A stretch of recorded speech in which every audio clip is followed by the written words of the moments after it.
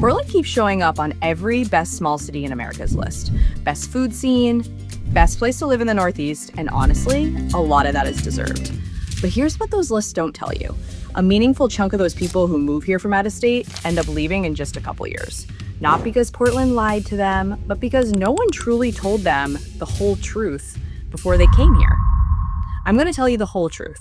The good, the bad, the stuff that tourism ads do not tell you. So quick intro about me. My name's Jessie Herod, and I am a top real estate broker here in Greater Portland, Maine. I grew up here. I now raise my family here, and a huge part of my business is helping out-of-staters move here, which means I've had this exact conversation with hundreds of people, and this time, I'm doing it over YouTube instead of on a coffee date. Let's start with the good stuff because there is a lot of it. Pro number one. The food scene is genuinely absurd for the size of the city, and you've probably heard about it. Portland has around 70,000 people, and the restaurant scene competes with cities that have 10 times that amount. Bon Appetit has named it Restaurant City of the Year, and every year we seem to get better and better and have more and more positive reviews. In addition to that, we have James Beard nominations every single year. We have an amazing brewery scene that people literally fly in for, and the everyday food is just as good. If you want to go downtown and get yourself a taco for Taco Tuesday and bring it home, it is amazing. Pro tip number 2, you're on the ocean. You're not near it. You're not 10 miles from it. Portland is on the ocean, hence Portland. This isn't an hour from the beach. The Eastern Prom is a 10-minute walk from downtown Portland. You can take a ferry to Peaks Island for lunch. You can kayak in the morning. That's how close it is. So in the summer, it's legitimately, in my opinion, one of the most beautiful spots in the entirety of the United States because it is just so beautiful on the ocean. Pro tip number 3. It's a real city that functions like a small town. Portland has big city amenities, an art museum, a music scene, a great airport, big hospitals. But the thing that I love most about it being a city with small town vibes is that you can go to the grocery store or just walk down the street and you're going to see people you know. That's just how it is. It's always been like that. Some people find this a con. I don't. It's one of my favorite things, and I love running into my community. So community here isn't just a buzzword. It's one of those things that we operate like this all the time. Pro tip number 4. Safety in schools. Maine is consistently one of the safest states in the country. And in addition to that, we have some of the best schools in the country for public school. We have Falmouth, Cumberland, Cape Elizabeth, Yarmouth, Scarborough.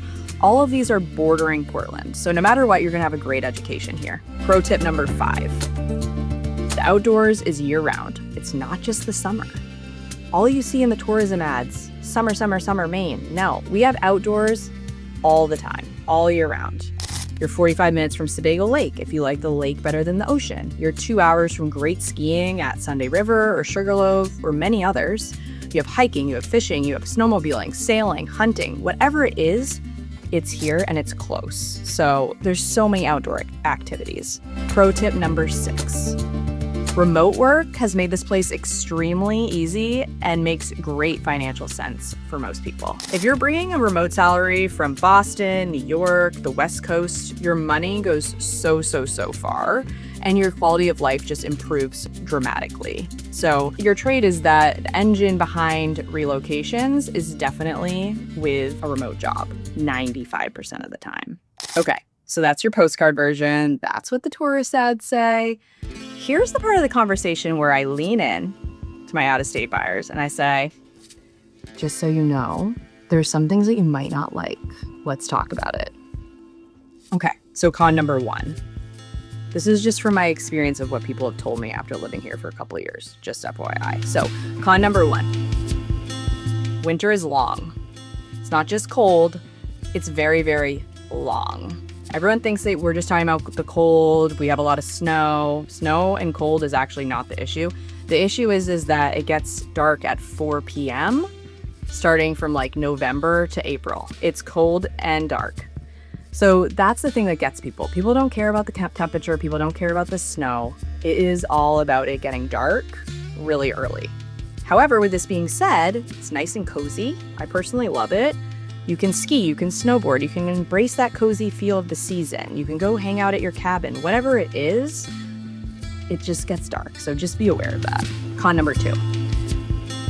Housing is tight and it's actually more expensive than you think. So this is definitely a myth. People think it's cheap in Maine. It's not cheap. The secret has got out and Portland really has exploded since COVID. So prices have been climbing and inventory is super thin, which is making it really expensive. So a lot of houses are getting multiple bids. There's not a lot of inventory. That means it's driving up the price. However, with that being said, if you're from out of state, Boston, New York City, California, wherever it might be, you might still find it relatively inexpensive here. With that being said, if you think it is more expensive than you initially thought, there are towns that are great lower budget options that I love. Westbrook, I actually lived there for a couple of years, loved it. Gorham, I also owned a house there, loved it. Saco, Biddeford, there's great value when you're outside of Portland. So keep that in mind. Con number 3. The job market is limited if you're not remote and you're coming from out of state. So to be honest, this is the truth. Maine salaries just don't amount or compare to out-of-state salaries. So unless you have a remote job, you probably will take a pay cut unless you're in healthcare, the trades, or education. So keep that in mind.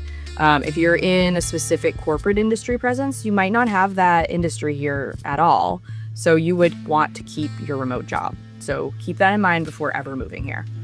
Con number 4, summer brings crazy crowds.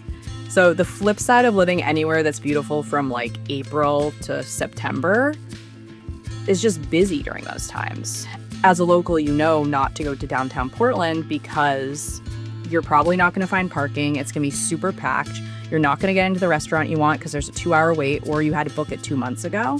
So if you're a local, you know that you're enjoying Maine really from like Labor Day until about Memorial Day. And it's still beautiful. My favorite time of the year is actually September. Con number 5. It's smaller than it looks. As I mentioned at the beginning of this video, we have about 70,000 people here. So we don't have a major league sports team.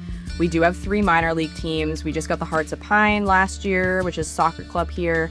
We have the Portland Sea Dogs and we have the Maine Celtics. We don't have a huge airport here, so if you are looking to have direct flights places, you're not going to get it. You could go to Boston Logan to do that, which is not too far away, just a couple of hours. And we don't have all the amenities a big city has, so keep that in mind. So after all the buyers I've worked with, here's the pattern that I'm seeing from those people.